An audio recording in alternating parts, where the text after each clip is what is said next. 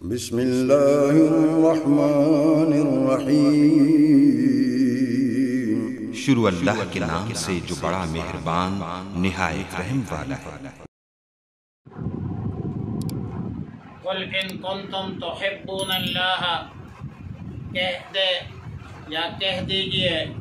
ان کنتم تحبون اللہ، اگر تم محبت کرتے ہو اللہ کے ساتھ، فاتبعونی، تو میرے اتباع کرو، میری راہ پر چلو، یحببکم اللہ، اللہ تم سے محبت کرے گا، ویغفر لکم ذنوبکم،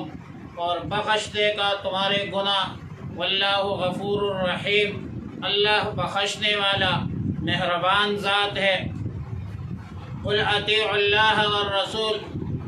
آپ فرما دیجئے کہ اللہ اور رسول کی اطاعت کرو، فَإِن تَوَلَّوْا فَإِنَّ اللَّهَ لَا يُحِبُّ الْكَافِرِينَ، پس اگر وہ اعراض کرتے ہیں تو اللہ بلا شبہ کافروں کو دوست نہیں رکھتا۔ آیات مذکورہ میں، دونوں آیتوں میں رسول اللہ مبارک صلی اللہ علیہ وسلم کے اتباع اور اطاعت کا حکم ہے۔ اتباع اور اطاعت میں فرق یہ ہے کہ اتباع کا تعلق عمل سے ہے اور اطاعت کا تعلق قول سے ہے، مطلب قولاً اور فعلاً اللہ کے رسول محمد عربی صلی اللہ علیہ وسلم کی سنتوں پر چلنا اور سنتوں کے راستے کو اختیار کرنے کو اتباع اور اطاعت کہتے ہیں۔ پھر محبت ایک مخفی اور پوشیدہ چیز، اس کا کوئی پیمانہ نہیں، اور کس سے آپ کا تعلق ہے یہ بھی پتہ نہیں چلتا، کس سے کم ہے کس سے زیادہ ہے یہ بھی معلوم نہیں ہوتا، اس کا کوئی معیار اور پیمانہ نہیں ہے، مگر محبت حالات، علامات اور آثار سے اس کا ایک اندازہ ہوا کرتا ہے۔ اب جو لوگ اللہ کے محبت کے دعویدار ہیں تو آیات مذکورہ میں اللہ رب العالمین نے محبت کا معیار بطور علامات و آثار بتلا دیا کہ اگر تم میرے ساتھ محبت کرتے ہو تو رسول اللہ مبارک صلی اللہ علیہ وسلم کی اتباع کرو، رسول اللہ مبارک صلی اللہ علیہ وسلم کی سنتوں پر عمل کرو، رسول اللہ مبارک صلی اللہ علیہ وسلم کی تعلیمات کو مشعل راہ بناؤ۔ لہذا جتنی آپ کی محبت ہوگی، جتنی زیادہ مقدار میں محبت ہوگی، اتنی زیادہ آپ متبع سنت ہوں گے، اتنی زیادہ آپ سنتوں پر عمل درآمد کرو گے، اور اگر آپ کی محبت کمزور ہے تو پھر آپ کی اطاعت اور اتباع بھی کمزور ہوگی، آپ کے سنتوں پر عمل بھی کمزور ہوگی۔ ان اللہ اصطفى آدم ونوحا وآل ابراہیم وآل عمران علی العالمین، بے شک اللہ نے پسند کیا ہے، منتخب کیا ہے آدم علیہ السلام کو، حضرت نوح علیہ السلام کو، اور حضرت ابراہیم علیہ السلام کو، اور آل عمران کو، سارے جہاں پر علی العالمین زمانہم، اس وقت کے پورے عالم پر، ذریۃ بعضها من بعض واللہ سمیع علیم، ان میں بعض کے اولاد تھی، واللہ سمیع علیم، اللہ سننے والا اور جاننے والا ہے۔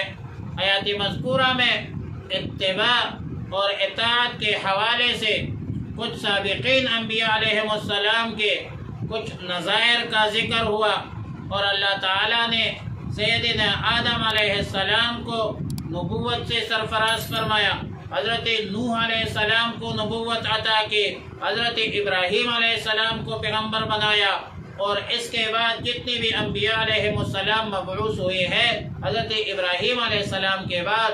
تو رسول اللہ مبارک صلی اللہ علیہ وسلم تک تقریباً یہ سب ابراہیم علیہ السلام کے نسل سے، اور اسی وجہ سے سیدنا ابراہیم علیہ السلام کو ابو الانبیاء کہا جاتا ہے۔ آل عمران بھی سیدنا ابراہیم علیہ السلام کی نسل میں سے تھا۔ حضرت عیسیٰ علیہ السلام کے والدہ کا نام حضرت مریم علیہ السلام تھی، حضرت مریم علیہ السلام کے والد کا نام عمران ابن ماسان تھا اور والدہ کا نام حنا بنت فاقوزہ تھا۔ ایک عمران حضرت موسیٰ علیہ السلام کے والد گرامی تھے، اور معالم التنزیل نے لکھا ہے جلد 1 صفحہ نمبر 246 کہ دونوں عمرانوں کے درمیان 1800 سال کا فاصلہ تھا۔ ذریتاً بعضھا من بعض، یہ ذریتاً آلین سے بدل ہے، آل ابراہیم اور آل عمران سے، یا حال ہے نصب علی البدلیت من الآلین او الحالیہ قضا فی روح المعانی۔ یہاں پر یہود اور نصارہ اس شبے میں گرفتار تھے کہ اللہ تعالیٰ نے تمام انبیاء علیہ السلام کو باقی مخلوق سے منتخب کر کے اونچا مقام عطا فرمایا اور پھر ان کو خاص اختیارات بھی مل گئی۔ چنانچہ یہودیوں نے حضرت عزیر علیہ السلام کو اور عیسائیوں نے حضرت عیسیٰ علیہ السلام کو اللہ کا بیٹا متصور کیا، متصرف معبود بنایا اور پوچھنا شروع کیا، تو فرمایا اللہ رب العالمین نے کہ یہ اب تمام انبیاء علیہ السلام علو مرتبہ کے باوجود عالم بشریت سے وابستہ تھے، انسانیت سے وابستہ تھے، وہ انسان تھے، ایک دوسرے کے اولاد اور نسل میں سے تھے۔ جتنے بھی انبیاء علیہ السلام مبعوث ہوئی ہے، تشریف لائی ہے، وہ سب کے سب اپنے خلقت اور پیدائش میں اللہ ہی کے محتاج تھے، لہذا انبیاء علیہ السلام معبود اور مسجود نہیں ہو سکتے، قابل اتباع ہے، قابل اطاعت ہے، ان کے راستے پر چلنا چاہیے، ان کی سنتوں پر چلنا چاہیے۔ اور آیت کے آخر میں فرمایا کہ واللہ سمیع علیم، یہود نے جن نفوس قدسیہ کو، انبیاء علیہ السلام کو، حضرت عزیر علیہ السلام کو، اور عیسائیوں نے حضرت عیسیٰ علیہ السلام کو جو معبود اور مسجود اور متصرف خیال کیا ہے، ایک دعویٰ کرتے ہیں